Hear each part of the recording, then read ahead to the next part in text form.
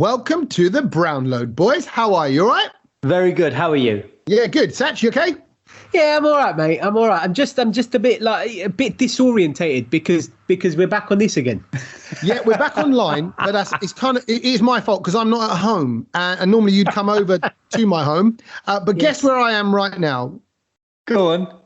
Well, have a little look at this kind of little image around me and all that. You mean, well, I'm not in London. Hang on. I think you've gone in a time warp back to the 70s or something. Or you're in India.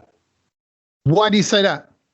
Just looks different. Like, do you know, like the screen's all fuzzy and stuff? The light is slightly whiter than white. You know, like the light you get in India. Yeah. No, you're not far away in a way because of the way you're going. No. I'm not in India because you can't travel to India now. That'd be impossible for me to be there. No, but and we can't see you for a couple of weeks if you were. Yeah, exactly. No, I'm in Birmingham, but more specifically, what you're looking at is my mother and father-in-law's bedroom. That's why. Oh, lovely. Yeah. I mean, I've always wanted a little insight into their bedroom. Yeah. So they probably have gone a bit desi on the kind of light tube light thing. Are they in the room in their bed? Yeah, they're asleep. Can you keep it down, please? I love it. We are in the inner sanctuary. I mean, of your in-laws. I mean, not only is the son-in-law in there, he's brought his best two mates in there as well. Exactly. Wow. So right now we can officially say the Brownload broadcasting live from my mother-in-law's bed and my father-in-law's bed. Brilliant. They're waiting to go to bed, but I've said you have to wait. The problem I've got is school holidays, so the missus wants to come up here, see her mum and dad, see nanny for the kids. Yeah. Up in the bedroom as well. Well, yeah, they're all here. It's a one-bedroom house. That's all it is. So everyone sleeps together. No. They all come up here. They're going to kill you. And my wife's nephews and nieces are here as well. So all the kids, there's lots of kids kind of running around playing together, and it's noisy. So in the rest of the house, and the kids are being put to bed, some of them. So I can't go in certain places. It's just weird. So I've just had to kind of come to the most quiet room, which is the mother and father-in-law's bedroom. So there we go. Thank you for joining me in my in-law's bedroom. This feels like, do you know that show with Keith Lemon, Through the Keyhole? It's like we've got a full insight into a house in Birmingham. Yeah. They got a padded headboard. What does that tell you? Oh, I do like that. That my mum and dad used to have one of them ones back in the. I used to love that because then you don't need a pillow to sit up and watch telly. Yeah. But it's like a padded headboard that's almost like screwed to the wall. Do you know what I mean? So let's guess the colour of the padded headboard. Satch, you've got one guess. Oh, I'm just going to go like maroon. Oh, I was going to say that. I'm going to go navy. Okay. Satch, you're the closest. Okay. It's like a peachy maroon colour. It's like a pinky peachy colour. This is quite the boudoir bedroom, isn't it? Yeah, very much so. And matches with the carpet. Is the bed as well. heart shaped? No, it's samosa shaped. It's triangle. Of course it is. No, look, it's just funny for me that I'm like, I'm going to go and record the podcast for my parents, my in-laws' bedroom. This is bizarre. To think of all the activity that may have gone on in here, and now the Brownload has gone on in here. So it's lovely. So welcome live from the in-laws. But that's we're not here to talk about that. Here to talk about how's it all going. How are you guys? What have you been up to? Tell me about life in London. Is everyone okay? Yeah. It's all good here in London as we were. Weather's rubbish as per usual. We've been experiencing I don't know what's happened. Also, we had that heat wave and everyone moaned about it, and now we're going through this phase where it says 22 degrees, doesn't feel like it gets cold at night really quickly. At times it feels like we're going into autumn, but I have brilliant news for people who are listening to the podcast as it releases this week on a Thursday, which would mean that it is the 5th of August. You have to only wait 6 days. I have got the exact date as when the heat wave is coming back, 11th of August. It's official. Kedge never lies.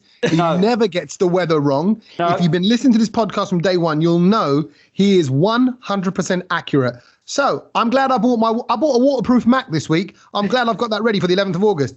I genuinely did. I bought a waterproof Mac because we're gonna go climb Snowdon, me and the missus, in a couple of weeks' time. Oh, we're going nice. to have a little trek. and they said, get this waterproof. And now I've realised, thanks to Kedge's heatwave news, which basically means it's going to chuck down next Thursday. Yes. I'm now ready for it. Thanks, Kedge. It's cool. Yes. Trust me. You've got to know how to work the information. How to work. Yes, that's right. So actually, are you ready for heatwave next week? I mean, I'm kind of ready, but like, you know, like. In a weird sort of a way, like I'm thinking he might actually be right, because I've been hearing this too, but it's been a bit extreme in my case, because I'm seeing stories of it saying, oh, it's going to be over 40 degrees for the first time. And I'm like, oh, hang on a minute. Wow. I don't think so. That 40 is insane. That's serious. A, number one, seriously dangerous, and B, like you can't do anything in that heat. That's too much heat. I don't think. What's your optimum temperature? I'm a 27. I love a 27-degree holiday. That's a bit hot. That's not hot at all. What? You've got to go. I do love a 32 or a 33. Oh, no, too much. 32 again. You're going to burn if you stay out there too long. You're going to 27. No, it's fine. I'm going to change that, and I'm going to be like, if it's abroad where you're on a beach and stuff like that, you know, nice bit of breeze and stuff. 35, 36 is lovely. Yeah, easy. But if you're in London and it's over 30, it's horrible. Yeah, 30 degrees in London is like, it kind of kills you all of a sudden. Yeah, I don't want to do that again. So yeah, basically. And just being at home when it's over like 30 odd degrees. What, your house is muggy, you're sitting on the sofa, the bedroom feels muggy. It's, you know what I mean? There's no fun in that. No, and because of the weather being rubbish this week, I went to an indoor activity, and I thought, you know what, you guys would really love it as well. I went and was part of Ninja Warrior. Did you really go and do that? Yeah, but it's not the actual TV show. No, I know. I figured that you wouldn't be on, because they're actual athletes, a lot of them, and they actually have to qualify. And it's Australia or something. No, they have Ninja Warrior in the UK. No, but I'm sure the actual set is not here. No, they've got Cammy and Ben Shepherd presenting it here. Yeah, but I'm sure it's in like South America or something. No. You're getting mixed up with the other one. That's not Ninja Warrior. Wipeout. Yes. Yeah. Sorry, all the same. Yeah, but they got Wipeout in the UK as well. Mm. But you're right. It kicked off. It started in Argentina, actually. So actually, that set, I think it was. America, but you're right. I think I saw Ninja Warrior or Wipeout, one of the two, the Australian version, hosted by Freddie Flintoff. So I think there are lots of international versions of the show. Yeah. How did you go, anyway, Kedge, you went to the one where in Ahmedabad. No, it's the one just in Watford. It was brilliant. Can I say? In Ahmedabad, then. So there's two sections. There's obviously like an inflatable area, which, you know, all the family, kids and everyone can get involved in it. You know, it's got some good bits in it, but it's more about, you know, sort of like an assault course, but with, you know, it's all inflatable. And then they've got sort of the more realistic course, but there's two of them. And like there's one which is like absolutely impossible, all upper arm strength, body strength, and you've got to hang and you've got to, oh my God, it's just so difficult. You'll be all right at that. You can hang because you're light. No, but I've not got that much arm strength. I'll be honest with you. And I think you're a good swinger. Well, funny you said that because the first part of the other course was the swinging bit where you have to sort of swing through 5 bars, which are going upwards, and then you've got to get across and come down again and swing down. And I didn't think I'd do it, and I did it, and I got everyone there clapping. Everyone started clapping. I was like, I outdid myself. Yeah. And clearly you exceeded their expectations as well. They were not. Because they thought, who's this, you know, sort of luckily man going in and you know, trying to sort of hang tough from these things. But it was quite a challenge. And then obviously they got the wall at the end. You guys would love it. You got to run up that wall, you know, which is like vertical. Brilliant. Yeah. Did you make it? Yes. You made it up the wall? Yes. First time. Without a bunker? Yeah. Without sliding down. That, to be fair, I think that's quite an easy bit. The wall is when you're exhausted. You got to go sprinting at it and then get the grip at the top. But because the way the way this assault course was, you do a lot of, so there's the hanging bit, then there's the bit where you have to sort of step through these like swingy kind of planks things, which is it's more of your arm sort of supporting you, and then you've got to do. I thought was really hard. They're like these panels, flat panels, which are suspended like with string, and you've got to sort of hang on to it and then climb round them and then jump onto the other panel. You've got to get through I've seen 4 or 5 days. That was hard. Because you've got nothing to really grip on. You just got to use your thigh grip and all that. Well, yeah, they've got like a bit of holes, like a cheese slice. So they've got like random sort of holes and edges, which was a challenge. But I tell you what, it's good fun. Make sure you guys do it. It's brilliant. Did you land in the water at all? No, there's no water. There's no water. That's the fun bit. I agree. I do. What always surprises me about Ninja Warriors. It's the simplest of little things that can mess these athletes up. These athletes like, I've done this and I do 7 marathons in a row and I've climbed Ben Nevis Everest. just using my teeth and all this stuff. But yet and they fall on the first thing, they just slip. Is it easy to make an easy mistake? There were a lot of people who would, like sometimes you think, I'm going to reach for the next bar and you just slip, or like there was that, there's that bit in the beginning where you have to go left foot, right foot, you have to jump side to side. People, it's amazing to see people where their foot was landing and where they thought their foot would be landing, and actually they were close to the edge or missing it. It was interesting. Wow.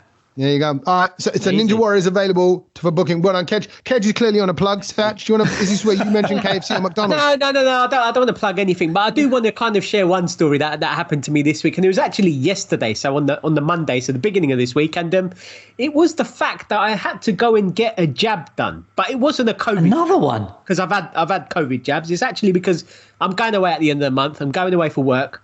I'm going to a place that I've never been before, so I needed a certain type of vaccination, let's say. And okay, so not a COVID one then. No, it was one for yellow fever, so I've never had it before. So I went where are you going? I'm going to West Africa, Ghana. I'm going Ghana. Oh, is it? Yeah. So I'm not here in a couple of weeks, by the way. I'm going to work. Oh, DJ. Are you sure it's not mixed up? Then they went, we get a DJ, we have a bit of Ghana, Shona, and you've gone, okay, yeah, Ghana, and they all got mixed up. Now you're going to Ghana. Anyway, but forget all of that. I'm looking forward to that. But I mean, I went to because you had to go to a pharmacy. You can't go to a doctor to get this jab done because only certain specialist pharmacies do it. So I went there, and the guy scared me to death in the sense of like, he was trying to sell me every vaccine under the sun. So hepatitis, this, A, B, C, rabies, this, that, and the other. And like, I was kind of sitting there, I felt a bit scared as if I didn't want to go away anywhere. And he was just like, if a bat scratches you, then you need to get this certain vaccine and stuff. And I was thinking, that's never happened to me ever before. And I've kind of traveled to a lot of places in my life. If a bat scratches you, you're getting COVID. Forget anything else, mate. I mean, I definitely don't want a batty scratch. No. Yeah, maybe that's what he meant. No, I mean, maybe. But, I mean, I was kind of looking forward to it. I was thinking, yes, I'm going away again for work. It's going to be exciting. And then he put a downer on my week. So it kind of kicked off a bit, kind of like, nah, don't know. I don't want to put another downer on your week. Oh, here we go. No, please, Kedge. I've just looked at the latest COVID cases in Ghana, and it says it's skyrocketing. 6,276 active cases. So, yeah, it just says... Yeah, but that's, if I'm honest, don't worry, Satch. That's regular Ghana. And I know these Kenyan weddings, Ghanaian weddings. Is it a Desi wedding? Is it a Desi wedding, right? Yeah. Right. So Desi weddings in Africa are always big. Of course. They've got loads of money and they do it good. You're not going to be mixing with anything other than 5-star hotels. You're other than your going in off the and that too. Yes.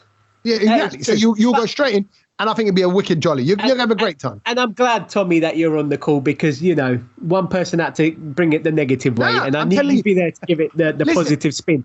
Right, and if you said, listen, amongst the pandemic, Tommy, I'm going to go backpacking in Ghana. Not that you would ever say that ever, I would never do that. I mean, I can't. In fact, of all the people in my whole life, Satch is the least likely to do anything like that. But... I think you have a great time, and I reckon if they're getting you over, they've probably got some big name sort of performers, some kind of Bhangra performers, or some Bollywoody stuff. It will be a good jolly.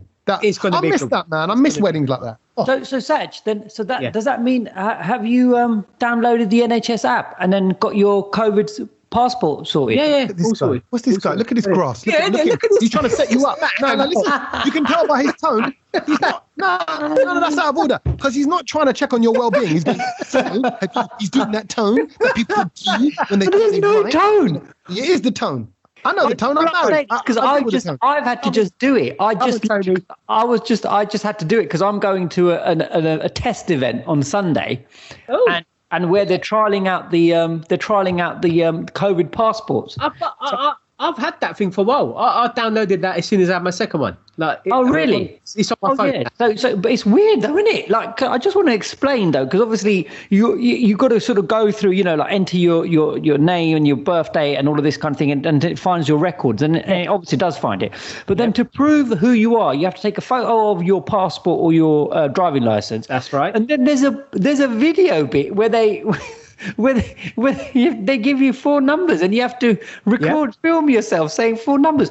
And it took me so long because I didn't know whether I have to smile. Do I have to say 4,071, or do you go 4? Oh, and they went, no, it's not 0. And my God, it was just but it is quite a long procedure, but it takes about 24 hours for it to come through. So if anyone's, thinking about doing it, I think, crack on with getting this passport. Get it done. And what's the answer? Separate numbers or 4,071? Well, I don't know, but I went separate numbers and it seems to have worked. Okay. All right. There you go. Kedge is giving you the answer. And what if it's not 4,071? Should you still say that? And then they'll get access to your details. Imagine if they do. Is that your PIN? Basically? No, they give you the number. I'm surprised he didn't do it in Gujarati. Yeah. Or you can write it down and then hold it in front of you.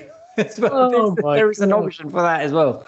But I just thought, look at it's just, I don't know, it's just a sign of the times, isn't it? It's mad. That's what COVID passport is nuts. I think going back to that whole sort of sign of the time thing, like, I mean, at the moment, for example, like, I'm out and about everywhere. I'm at an event more or less every day, nearly. And then some days you get home and you feel a bit sort of run down. And the first thing you think of is, am I positive? Yeah. Do you know? Because it's just like an automatic thing. I thought you meant... Yeah. No, you're Kedge. Negative. No, but do you know what I mean? Like, you just... And then I'm like, okay, cool, I better do a test. I just end up testing every day now. It's just... You're used to just sticking things up your nose now. No, and but the back of your mouth. you have to, because, it's all well and good you getting sick, but, you don't want other people to get it, so you have to be on top of it. And the thing is, because I'm out so much, it's the sort of responsible thing to do, I think. Yeah, and I think you're right. And like, even when I did a comedy night, Kedge, around the corner from your house, when you were at Ninja Warrior on Sunday night, I was in Watford at Castleberry Park, and they do the tests, lateral flow test, and the temperature checks then. And it's, in a way, it's just kind of reassuring because you got like little top-ups telling you along the way, you're still all right. You're all right, mate. You're still dodging it. Well done. Kind of thing. And I don't know if that's the vaccine working or whether... I just haven't got it. But don't you think sometimes that the test is a bit of a blag as well? Just, it's in the back of your mind. Am I doing this properly? Well, I agree with you, Saj. I don't think I'm doing it properly. Where are you putting it? Well, no, it's going there. But like on the instruction says, make sure it doesn't touch any part of your tongue or your mouth. Or like. But it does. Of course it does. There's no way you could enter that into your tonsils without it touching any part of your mouth. I'm sorry. There's just impossible. Yeah. And the one up the nose, I find so uncomfortable. Oh, I like that. Oh my God. Like, I'm triggered. I'm so triggered. Like my eyes will be streaming. My nose is running to the extent that I have to do it in the day at home, recover, and then go on stage. Because if I went on stage like that, people go, what's happened? Someone's died. Tommy's crying his eyes out. That could be part of your routine. You do a test on stage. Oh, God. And you know what? It's not a good look because I'm reaching. Yeah, no, it's not. Exactly. But we would find it funny. It's not a good look. Definitely not. And like, I just want to get to a point now where we don't really have to do that. And you can just feel like, oh, yeah, I've had a busy week. I just feel a bit run down. I'm happy with that. Yeah. I'll stay in bed for a day or whatever. I think I put Nuzzard on myself because do you remember? And I sent this to you. I didn't post it because I felt out of order. But I took my dad for his drive-through COVID test. Oh, yeah. And he made the most freaky noises in the car. And now my dad's, he doesn't hold back on being dramatic. When he needs to be, he can go for it. I wonder where I get it from. And because I did that, and I was cracking up. I laughed so hard at him. I sent it to my siblings. I edited it and all that. And now I'm suffering. So there you go. It's just it's payback. It is payback, but on a positive, and I know, sign of those times, I think we should mention the Olympics because I think it's been brilliant, especially for England, and even, India have been doing well as well in the ladies, the hockey, the men's hockey, they've been killing it. They're both in the semi-finals. And did anyone see the BMX gold medalist? Oh my days, she was absolutely incredible. Like, what was so incredible about it? Mate, she did some flips which were unbelievable. Like you can't even fathom in your head how you would even go about doing it. Like it was just incredible. And so she obviously, because you get 2 rounds. In the first round she did it. She tried to do this really difficult flip turn, whatever it was, and she didn't land it. She failed. And so you're thinking, well, it's in your next round, you're not going to go for it again, are you? Because at the end of the day, you want to win a medal. The American lady had done really well. She thought that she was going to absolutely kill it, and thought she was going to just sort of breeze through it. And then all of a sudden, Great Britain's Charlotte Worthington came out and pulled that trick off again. My word, it was unbelievable. And landed it. Yeah, landed it, and there were it was a whole run. Doing a forward flip on a BMX.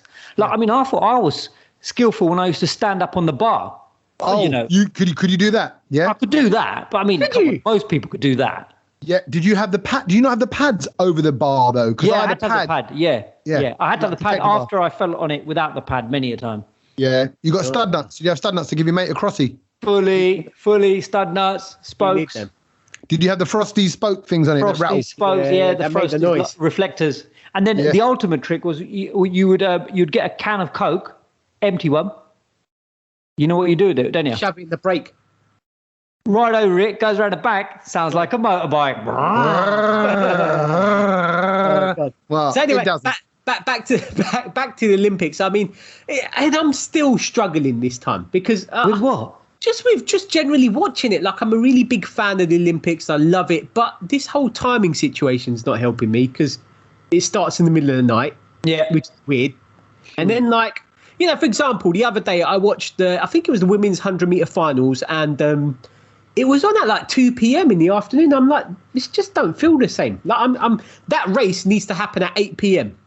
Yeah, but what do you want Japan to do? What do you want to? You can't move Japan into a different time zone. No, I know you can't do that, but it's just, well, then save it and show me at 8 p.m. because I'm in the mood for it. Then. Do you see what I mean?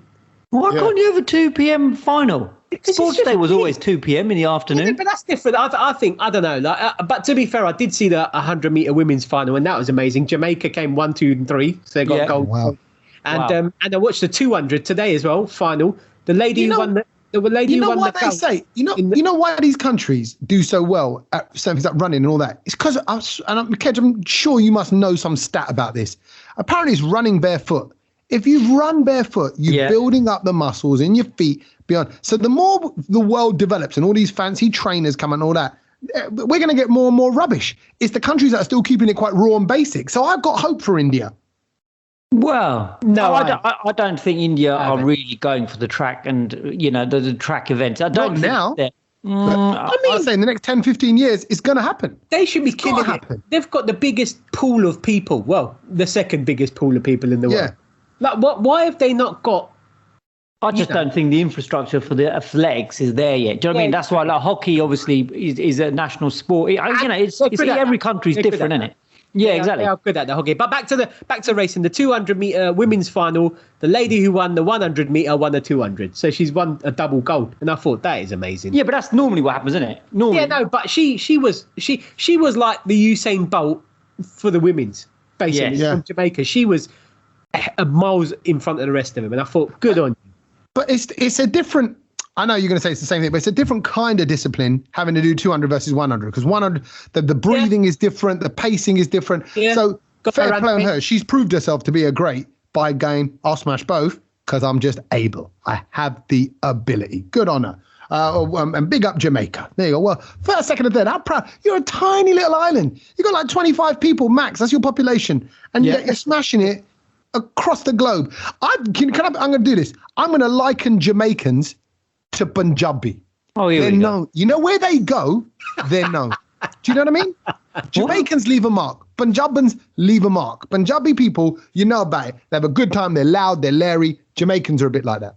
Right. So you're twin town, Punjab and Jamaica. Twin, but just that kind of. No, but like if there was a twin, sort of state and country, it would be Punjab and Jamaica. It should be. What about Gujarat then? What's that twin with? What country? Well, I'd say Germany. No, we're not that efficient. Oh yeah. He wants it. No. Listen, I'm drawing a comparison based on what I see. Kedge is like hopeful. He just wants to be like the German football team, German banks. So he's just projecting. Yeah. Gujarat. Can I just tell you? That's good. Can I tell you an interesting observation I saw this week? I don't know how I even came across it, but it was on my timeline, and it was a map of India, right? And it was all the states, and like the number of injections that each state received. Gujarat, by a country mile, has had more vaccinations than any other state in India. Punjab is lagging so behind. And yes, that's because Modi's just sorting out his own. Modi's kind of going, you know what? Let me take care of my uncles and my chachas first. Stop laughing. And then South India was bare, North India was bare, but the Gujarat rammed like loads of vaccinations. Priorities. VIP. No. I don't think that's the case. I think what it is in Gujarat, and I've seen loads of stories.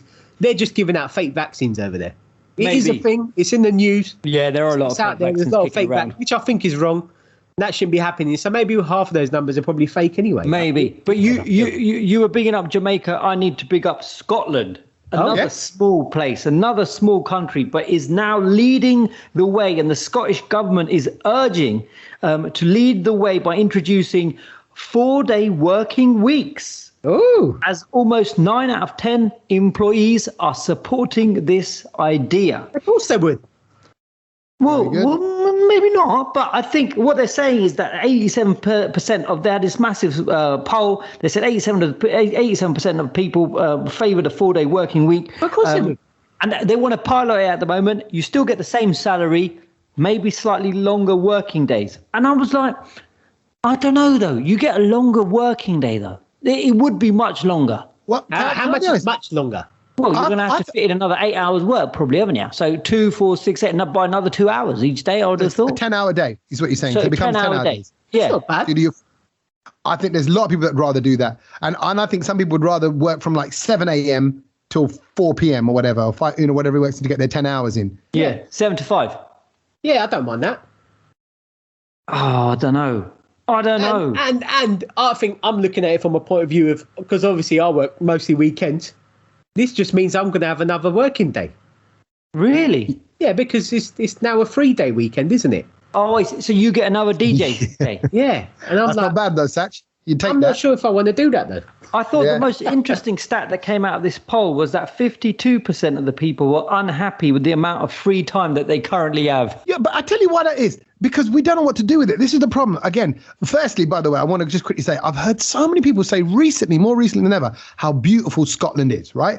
Yeah, and if you go further north into Scotland, there's some incredible little islands and things like that. And it's just so scenic and so beautiful. You'll never see anything like it. They're untouched, unspoiled, no hotels, no bars, no Costa coffees or KFCs. It's beautiful. So I can imagine if you live somewhere like that, then you should be enjoying your environment more. You should only be working 4 days a week because you should be there to soak it all up. And if you look at the whole of life and man and everything, we work too much. I don't work 10 hours.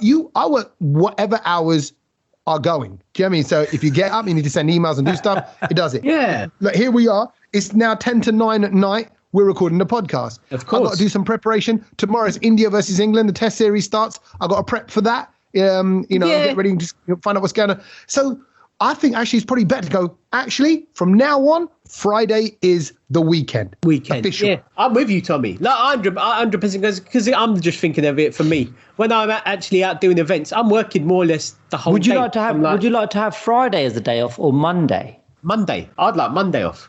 Yeah, but then Monday wouldn't be Monday because it'd be part of the weekend. So Monday would be like, Monday all of a sudden gets a transformation, gets a glow up, and is like, wow, love Monday. Yeah. That'd be nice. Yeah. It'd be nice for Mondays to get like, oh, can't wait for Monday.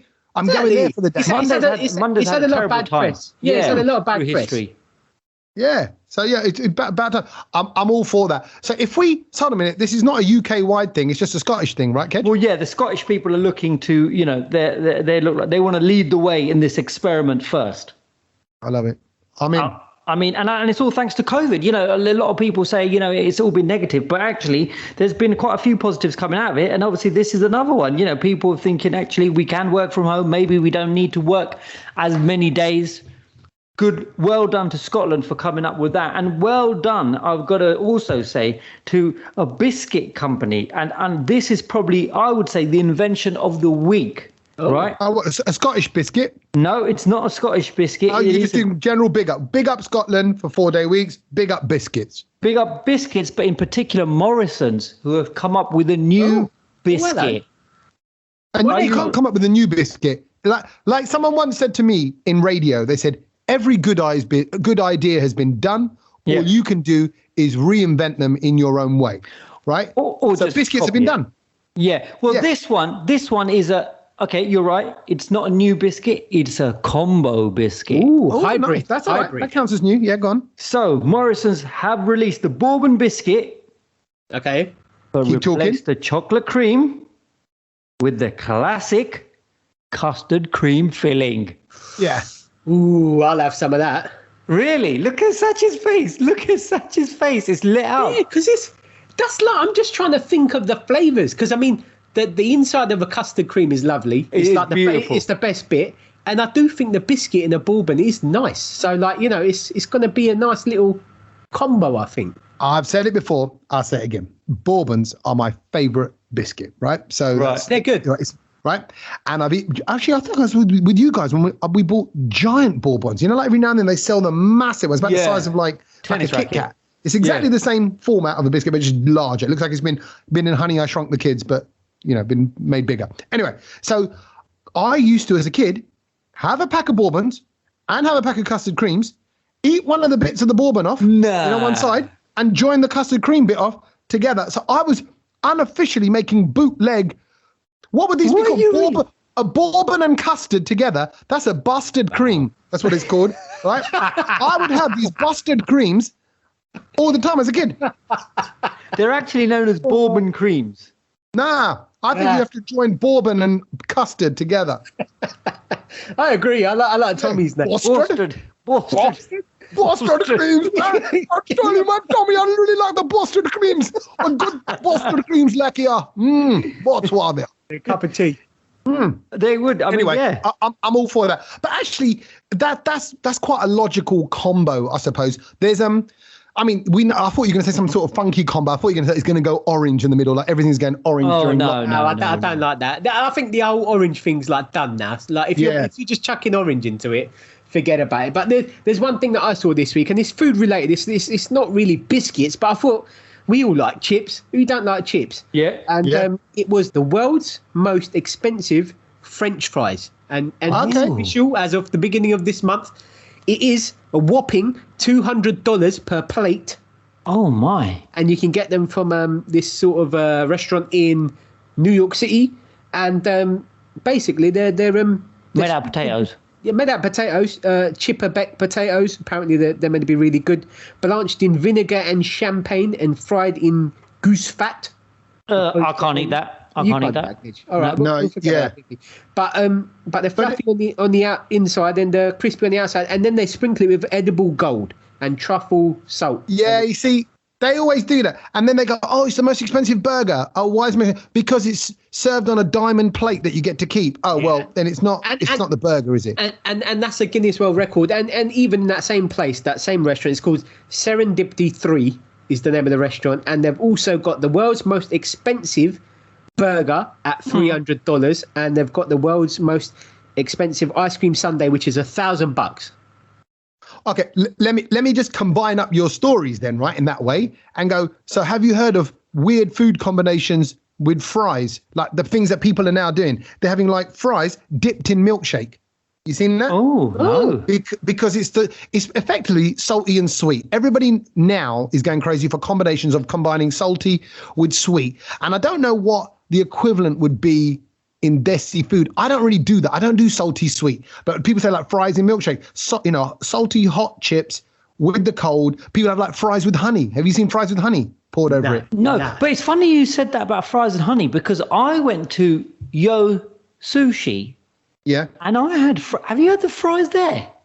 No, hold on. I'm just pointing out that you've just very clearly said, yo, sushi, like you're plugging them. Satch very clearly said, Serendipity 3 in New York City, which is where these very expensive burgers are. And I'm like, it's yo. It's not even I need to get in there. It's yo. Tommy, if you want to give your uncle's restaurant in Birmingham a shout out, you're more than welcome to, mate. My Lahore's in Bradford, which I was eating. No, just a restaurant, mate. Just a restaurant. I was loving it. Their food's great. And go on. Anyway, go on. So what do you know about? So I've never been to Yo Sushi and had chips there, but I did. I had the fries this time round on the weekend. Oh my word. They are. You guys, again, would love this. It is a game changer. Check this out. It sounds weird. They're Japanese style fries. I didn't know Japanese people had fries like this. It's coated in sriracha mayo. Nice. Right. Sprinkled with sesame, aonori, and smoky bonito flakes. Oh my word! You can't just say aonori like that. Like I know what it is. Aonori. Yeah. It's a distant cousin to Jack, but the aonori is seaweed apparently that you get from Japan. Yeah. So it's like flaky kind of, but I mean, I didn't even know that was in there, but I had to look up the details of it all. But it is beautiful. The only thing is they're so thin, and you need about 3 plates of them because obviously they come on the conveyor belt and they're in that really small pot. Yeah. But my word, game changing chips. It's funny you mentioned the most expensive because I am now going to say that these are the best chips. Right. Okay. Oh wow. I had some great chips. Big statement. Yeah, started this week yesterday because it was my anniversary, 12 years married. Anniversary. Very good. And we were out and about, so we were up in the Midlands and things like that. And we went to the Farmhouse restaurant in Coventry. That's the Farmhouse for tasty, fresh Kashmiri food. The Farmhouse in Coventry. It's actually it's a really nice restaurant. But they serve really nice, big, fat chips with their chicken curry, with their lamb chops, and all that. And you can scoop, and it's a perfect crispy on the outside. Hold a minute. Chips with a curry. Yeah, I've got the naan, but it just kind of like I'll tell you what it was. The kids had the kids menu, so they had chicken nuggets, chips, macaroni cheese, that kind of stuff. What they were just snacking on. Were you dipping the chips in the curry? I bet you did. Yes, I was. I knew it was beautiful. No, it was beautiful. Because 2 of these chips would fill these kids up. They'd fill my boys up because they're like massive. It's like half an alua chip. But you could hold a door open with these chips. That's how big they are. Wedge. And little wedge. But a good chip is a game changer. And again, talking of weird combos, you heard about I've heard about this week. Chips that are fried in Coca-Cola. You marinate it and you fry it. Apparently, again, it really works. It makes them super perfect, crispy, and it's a thing. You Google it. Coca-Cola fried chips. Will do. That's Coca-Cola, the drink that refreshes you. Sorry, no, okay, I'm going to stop. No more plugs. No more plugs. But let's talk about things that we've watched because I know there's plenty that we've all seen and we want to share with everybody. Some great things. Who's going first? I got to plug. Let me kick this off then because I've got to plug this because this is we were kindly invited along to watch the brilliant latest film out to hit the cinemas, which is of course Suicide Squad. Now, I want to just make it very clear. Suicide Squad is by DC, right? It's not a Marvel movie, so it's not the Avengers, not all that. So he's not into all that. So here's a DC one. DC are kind of seen as trying to wannabe rivals to Marvel, but they've nabbed the guy from Marvel to make this one, and you can feel it because it's fun, it's pacey, the way the story is. And I haven't seen Suicide Squad 1 with Margot Robbie and Will Smith. Yeah, that was the original. Yeah, I watched a bit of it. I'd kind of caught a bit in the background. But the one thing I heard about this Suicide Squad, this one, is that you don't need to have seen the first one. All you need to know is there's a bunch of these kind of characters, these DC characters, that are all being assembled to take on a bad thing.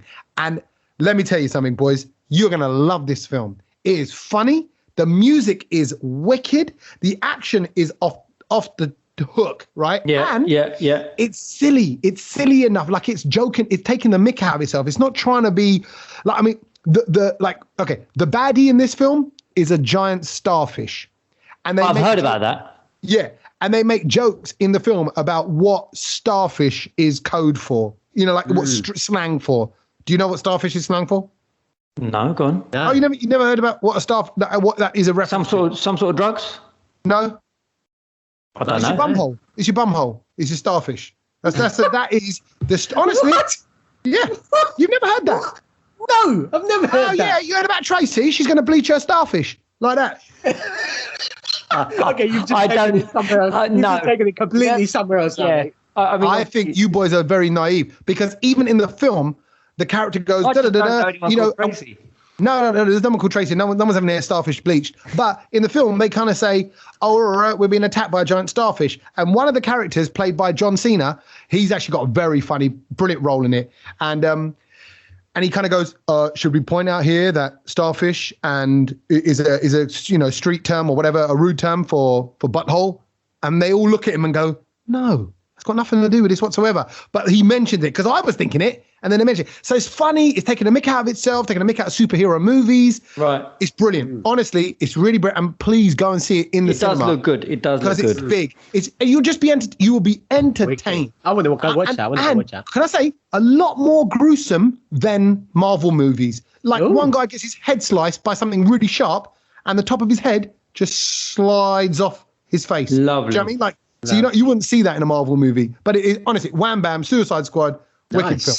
Loved it. I mean, I want to go back and kind of revisit a film that you've already seen, Tommy, and I managed to watch it this weekend, and I thought I'm going to talk about it in the podcast because I think you kind of gave your version of it, and I wanted to kind of say what I thought about it, and it was actually Space Jam 2. I caught it over the weekend, right. and do you know what? I didn't think it was so bad.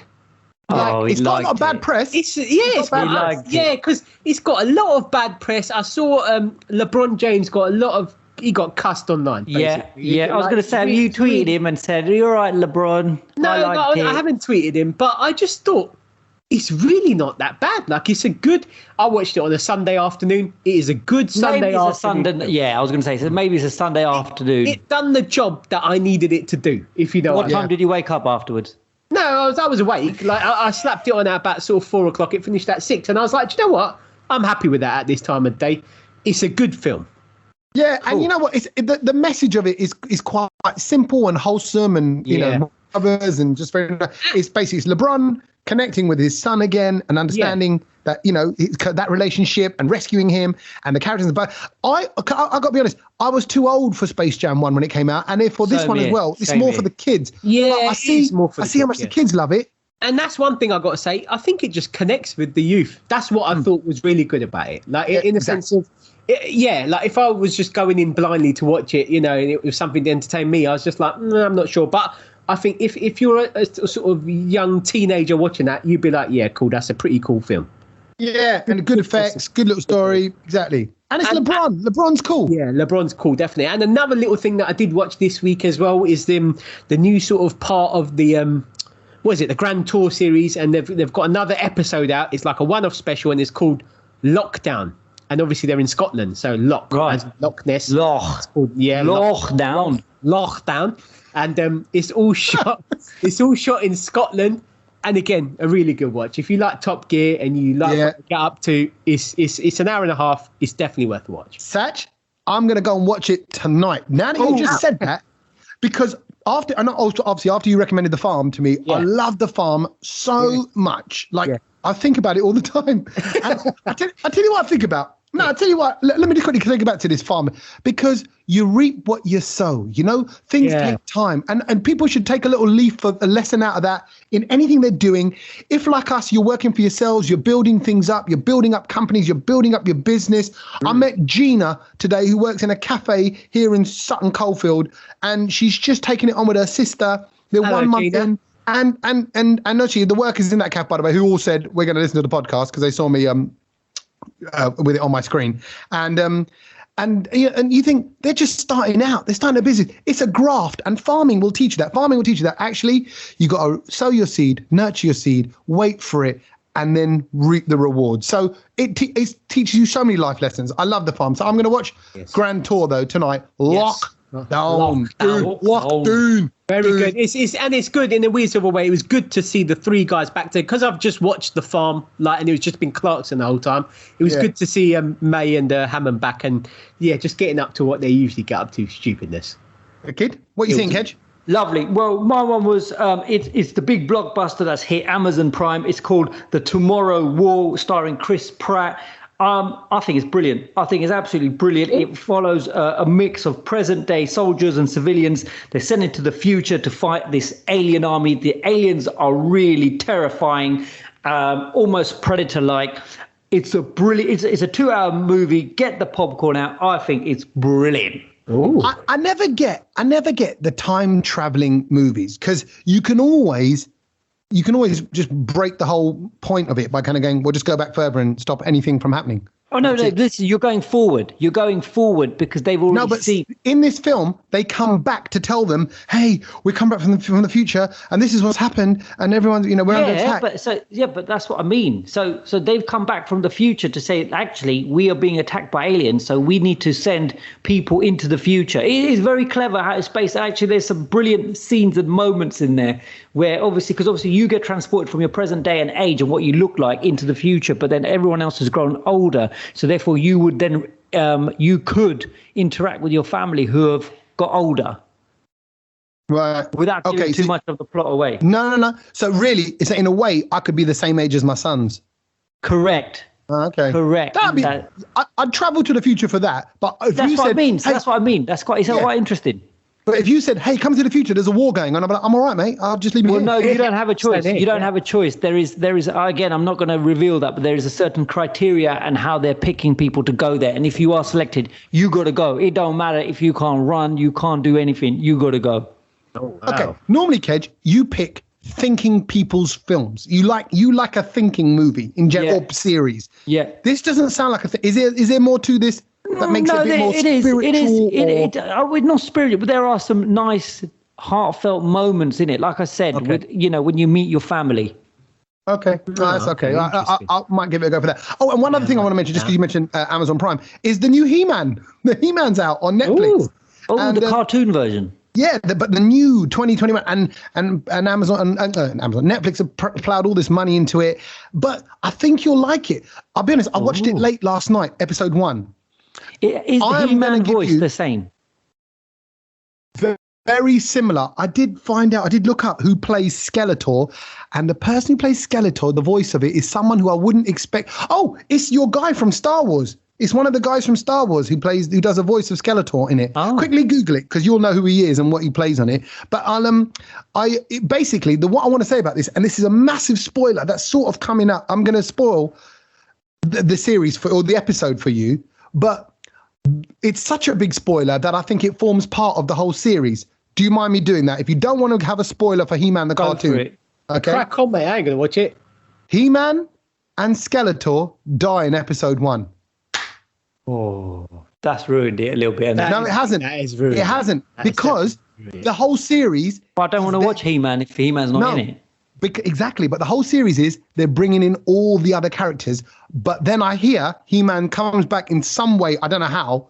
Later on, but they're doing it so that you go, well, He-Man. You picked this up and then crushed it completely. Yeah, he has. Not at all. Quite the opposite. Because now you're thinking, oh, that's interesting. Because it ain't going to be forever. You know they're going to put a little twist on it. But what's so brilliant is they've updated the graphics and all that kind of stuff of the cartoon, but they've kind of kept it true to like a comic book, dark, mysterious world style. They introduce it all really quickly. You get straight into kind of the action, and it's good. It's a good little He-Man watch. So if you loved it back in the day, and I did, I used to get my hair cut and get rewarded by He-Man characters. I think I've said this before on the podcast. So I didn't want to get my hair cut, which is ironic now. And my mum and dad would buy me a He-Man character, not every time, but every time I wanted one for my haircut. So that was my rule. So I love He-Man. Still got the figures. Love it. I think the other thing we've got to mention is something that we all saw this week was the trailer for Ghostbusters. The new one. Yeah, the new Ghostbusters trailer. Kedge sent it in the group for us all to watch, and I watched it, and do you know what? I don't think I'm impressed with it because of You're not? No, I don't think I am, because I mean, for me, Ghostbusters was sort of like a bit I think Satch missed the Ghostbusters train. How we missed the Space Jam train. I think Satch missed the Ghostbusters train. No. I remember Ghostbusters, and Ghostbusters 1 and 2, the original with Dan Aykroyd and Bill Murray, are brilliant films. Like, they're really good. I still watch them now if they're on telly because I think they're really good films. Yeah. Where this new one's gone a bit serious, I don't think I'm ready for that from Ghostbusters. See, that's the interesting thing, because what they've done, I like it because I think they couldn't have. They made a Ghostbusters version, like I think it was up with an all-female cast. With a female cast, yeah. That was good as well, by the way. I thought that was decent as well. See, I felt like that's not too far removed. That felt like it was like, well, but Ghostbusters is kind of funny, quirky, silly, right? Yeah. And then they did another funny, quirky, silly modern day version with the all-female cast. But actually what they've done with this Ghostbusters is they've completely gone a bit spooky, scary and dark on it. Like ghost. And I'm like, that's what you need to do. Because the Ghostbusters of the past is in the past. It's great. We love it. It holds its place in time and in movie history. Yeah. This version now has got a chance to make its own mark. Whatever happened to the serious Fresh Prince of Bel-Air? Did that come out? Do you remember seeing the trailers for that? When they did the serious version where the Fresh Prince gets in a proper gang. I remember seeing all the trailers for it. And I know there was a big bidding war amongst Netflix and Amazon and others for it. But like this is the way they're doing it. They're doing it. Yeah. They're doing comedy films a bit more serious. Not sure if I'm ready for that. Yeah. So we could do the same. We could take like a kind of jokey comedy, old school Desi film, Bollywood film, and just give it a serious remake, and we could star in it. What was that one where Anthony? Yeah, exactly. Well, that's got some pretty serious scenes, bro. They use their rings to slide out of a burning building. You don't get more serious than that. True. Whose rings burning? Someone's. All of them. You can imagine Tommy, though, cracking open out of an egg, swinging his cane around. I'd love to. And a rotating that is so restaurant. Tommy. The rotating restaurant. That was Naseeb. The rotating restaurant was Naseeb. Oh, yes. Man. Good. You ever been to a rotating restaurant? Yes. The one in Mumbai. Yes, I've been there. Nightmare. I think that is the one. That's the one. The toilet's not where you last left it. So you get off the table to go walk towards the toilet, and it was there when you last went, but it's not there now. 100%. I got lost when I came out of the toilet because my table weren't where it was meant to be. I went and sat on someone else's. Love it. Oh my God. What have you learned? Tell me what you've learned this week then. Okay, as well as great telly. What have you got? Shall I go for it? Mine's sort of Olympic related because I thought obviously the Olympics are a big thing right now, and the thing I learned about the Olympics was how much a gold medalist kind of gets money wise, because that they get a gold medal, the silver gets a silver medal, and the bronze gets a bronze medal. But then I thought surely you've got to be getting some sort of dough for that as well, right? Like from whoever it is. So it's a bit weird because I thought it would be like a sort of set prize fund, but it's not. Each country has sort of like its own allocated amounts for how much you get for gold, and I was quite surprised to see Team USA only give out about 27 grand in pounds for a gold medal. And I thought, that's not that much. Mm-hmm. You're right. And you consider, what is that just medal? Team USA. The country that you're from gives you the reward for getting a gold medal, not the Olympics committee. No. It's basically the Olympics committee for your country. So they sort of like have a little fund for sort of prizes, and I just thought it'd be more in the USA because they've got such a massive team. Like, would have thought they've got a lot of money. They're really successful. People are doing really well in it. And I thought 27 grand in pounds. It's not that much. So say like you're the volleyball team. Would all those all the players get 27 grand, or is it? Yeah. Well, I don't know actually if it's a team sport. This is just kind of putting it down to a gold medal. So I'm thinking this might be sort of for like an individual. It might be split. So if there's three of you, there's 27 grand between three of you. But then I looked up other countries. I thought, let me see what they're paying. I think Australia was a bit less. And it was about 11 grand pounds for a gold medal. And the one that I thought was, okay, wicked. If I'm going to join an Olympic team, it's going to be for this country, and it's going to be Singapore. And they give a whopping £535,000 for a gold medal. And I thought, okay, that's getting there. Wow. Still, but I mean, I would have thought. Yeah, I still don't think it's a lot. Exactly. But, I'll take it. That's a good one to know, though. That is a good one to know. I mean, it's just one of the, you just never really know what sort of money people get. Because don't get me wrong, I know that people sort of come back from the Olympics and you're like a household name, and like you're on the TV and people come around your house and ask for autographs and blah blah blah blah. But I thought, how much money do these guys actually get? But then I'm thinking, it's not even really about the money. Sometimes you're just doing something for your country. India, how much do India give? Oh, I don't know. I wouldn't have a clue. I know. I've got it here. I just did a little Google of it as you were saying that, right?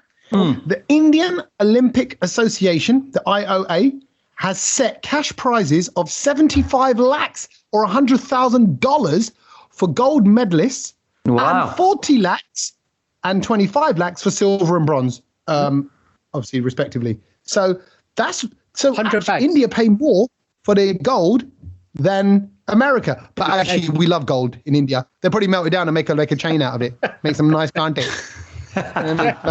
Where's your gold medal now? I'm wearing it. Exactly. It's my wedding set. Be lovely. Or they've just put it on my chips. Edible gold. Gold. Yes. At what restaurant though, Satch? That's the question. Is it Serendipity 3 in New York by any chance? Nah, they haven't paid that much, Tommy. We can't mention them twice. Okay, not two mentions. All right. My things I learned. You're going to love this, Kedge. I thought of you when I came across this week. Go on. Look out, ladies and gentlemen, for new music from Michael Jackson. Oh, I haven't seen that. Latoya Jackson has said there's about 100 songs that have not been released that they found on hard drives. 100 songs, and Sony have bought the rights to it. $250 million. I mean, it's good, but it's not good. Why is it not good? You know the man. It's like hearing that like an amazing chef has left a bit of his tarka behind. No. Take it. Start playing with it. Go on, Sat, you first, then I'll add I'm going to give you what I think. Because at the moment, as we know, recently, two rappers that have passed away. Pop Smoke passed away, maybe a year or 2 years ago. And then DMX was, a few months ago. And both of them have recently had albums put out. And I'm listening to it and I'm like, no, this don't sound the same, because it's as if the song's not finished. Do you know, they've kind of... But with respect, Satch, we're not talking about rap. No. We're talking about, someone who is... The thing about names like Michael Jackson. That's Elvis Presley, Michael Jackson. I get that. I totally get that. But I just think it's just going to be a bit of patchworking. And where we're so used to listening to, like, pieces of music that are made so sort of complete, and to perfection with his sort of stamp. Well, exactly. Michael Jackson was such a perfectionist, and people got annoyed working with him because he wouldn't put out a record. Even you talk to people who are still around, and they just go. Akon, I think, famously worked with Michael Jackson, and he said it just took forever to get a track out because he would just not agree to anything. And I think at the moment, I've mentioned it before, I think as well, but famously, Billie Jean was like mixed down. What was it, like 91 times, and he went with mix number 2 or something. Yes. And it was just like they were there for a reason on this hard drive because they're not finished. Yes. And the previous album that they did do with Michael Jackson with unfinished songs, it just didn't sound finished. Do you know what I mean? It just sounded. It was just. A bit, well, you know what I mean. It just sounded a bit rubbish. Yeah, and that's why I think. For example, when people these artists do pass away, I think we should just celebrate them for what they kind of have out. And what about? Like, for example, I don't think I want to hear any more Biggie Smalls making new music. Like, do you know what I mean? I'm happy with his albums and what I've got of his already. What they've given already to the world. Yeah, do you see what I mean? Because we've heard the odd song with a verse of him on it, and I'm like, I'm not too sure. As an artist, they actually wanted to give more. So maybe you, with your, no, don't spoil the legacy. Oh, I like the music out there at the moment. I don't want any more music. No, you lot, really what you're doing is quite selfish, because you're saying, hang on a minute, what about a new generation? What about if, like, I don't know, what if a cool grime or, rap producer or like a Pharrell came along, got the Michael Jackson vocals, and did a proper little 2021-22 job. It did, though. Pharrell did it with Michael Jackson. It just sounded rubbish. It didn't sound good. I think, as much as what you're saying, Tommy, is right, they want to give more to the people, I also do believe they want to be alive. So, That's the end of that argument. No. And you know what? I'm being slightly devil's advocate, but I do. No, of course you are. No, I get excited by it as well. And I hope that it is good. I hope. I really hope, but so far I think it's been rubbish. But I do think a true artist, in any way, shape, or form, from football, sport, or even music, they feel and have something in them which the rest of the world doesn't have at the moment, which is what makes them unique. Because they go, I remember when Michael was talking about Michael Jackson, like I'm on first name basis. When he said about the kind of hats and the snares and the sound, so that and he really wanted to cut through, and it's got to be a certain sound because he can hear it in his mind, but the producer has to find it. The person has to find that sound. I love all that. I love when the artists are that way. So I'm with you. Agree. I'm just saying it's coming because Sony have bought the rights, and I don't think they'd spend £250 million for a load of music just to stay on discs. I think it will make its way out there. So it's happening. Nice. Right. Well, the things that I learned today, this week, today actually, is that, and I think you guys, I'm sure, will be joining me in celebrating this. It's my 1 year birthday of breathing through the nose. Today. Oh, well done. Well done to your NASA. Well done. Thank you. Let me shove a candle up here. I was expecting a little song. But yeah, so today, 1 year ago, I went on this journey of breathing through the nose all the time, as much as I can. So obviously you only breathe through the mouth when you talk, but exercising, everything, sleeping, just generally resting, and what it does to your body and how it changes, all the metabolism and everything. And honestly, I can say that, you know what, you've got to give it a go. I know I sound like an absolute plonker for banging on about this all the time, but it does change. Your blood pressure comes down, your heart rate slows down, you're breathing better, you're sleeping better, your physical conditions better, your exercising. I think you're virtually dead is what he's saying, because your blood pressure slows down, everything's going down, you're asleep for a really long time, like forever. Yeah, you sleep like an absolute baby. But here's the fact that I'm going to leave you with, which again, this is mind-blowing, and I thought I'm going to share it with you because I've known this, and actually I think this is so true. But you know how people say, you lose weight by sweating and by burning it off, right? Yeah. That's the common, everyone talks about it, right? But actually, we exhale weight. For every 10 pounds of fat loss, 8.5 of it is breathed out through your lungs. And then the rest of it is urinated and sweated out. I'm just going to leave you with that. So 80% of weight loss is from hover. From hover. So I'm not overweight. I'm just full of air. We just need to hang on. We'll come and squeeze you, mate. We'll give you a little. Just full of gas. Right. It's true though. I tell you what. After a good bud, you do feel a little bit lighter. you feel very light. You ever done a bud and a Degard at the same time? You ever done a bud and a burp at the same time? Yeah, I'm sure we have. Yeah. You guys, that's 3 stone. 3 stone lost right there. No wonder you're straight out.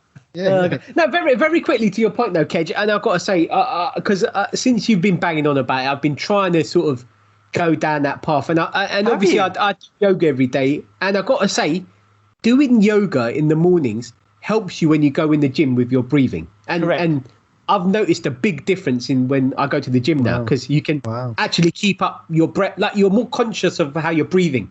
Before I wasn't doing that. And normally, a lot of people don't know this, but normally you breathe about 18 breaths a minute. And what you've got to try and aim to is try and get that down to 5. And that's when you want to kill us. That's when you're really regulating it, and that's when your blood pressure will drop, your heart rate will drop, and it's very good for you. But obviously, not everyone can do it. I'm not telling everyone. 12 seconds of breath. 12 seconds. You're saying. Yeah, so I mean, the questions you're asking me leads me on to another point, but yeah, so the optimum level of breathing is 5.5 seconds. Right, there you go. In and out, 5.5. Yeah. That is what optimum breathing for a human being feels like, if you can do that.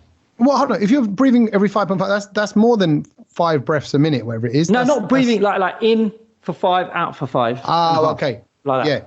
Yeah, 5.5 one way. Okay, look at it. And I got to say, the breathing through the nose thing, I think there is a lot to that. There is a lot to it. Even from, I haven't read the book that you read, because you read Breathe, isn't it? Is it Breathe? Yeah. Very cleverly. Breath, that's it. Yeah. But when I'm running and I just breathe through my nose, you can go for longer. I can't explain. And honestly, this is me saying it. I'll be the first to kind of poo-poo what Kedge is saying. I'd want to shoot it down. But I'm like, but as you're running, you're like, oh, and at this point of the run, because obviously I only do 5K runs, but when I get to about 3.5, I'm so like, oh man, I just want to get home now. Like this last K and a half is going to be, but actually you're like, well, that's weird. I'm all right. Still can. I'm all right. Welcome to that world, the beautiful world of keep on going. Yeah. But just to point out, Kedge's nostrils are 3 times the size of the average person. So, in fairness, Kedge, you're getting a lot of air through there. Do you know what I mean? So, you're probably breathing in my fat that I'm losing when I'm running. Yeah, don't stand too close to me. I don't want your fat. Be careful. Thank you, as always. Brilliant facts. Brilliant podcast. Love it, as always. And, are we back to normal next week, Tommy? Where are you going to be in the world? No, I'm back to normal. Yeah, because this test will end on Sunday, India versus England. So I hope you're cheering on the Bharat Army and Team India. And that ends on Sunday. And then we're all right for a couple of days until the next test starts. Don't ask me where that is. It's Headingley, could be Oval, could be Lords, it could be Edgbaston. They're the other places as well as Nottingham. So yeah, we'll be traveling around the country and hopefully coming to see you soon. So until then, we'll catch you later. Boys, have a good weekend. Later. Nice one. Have a good one. Laters.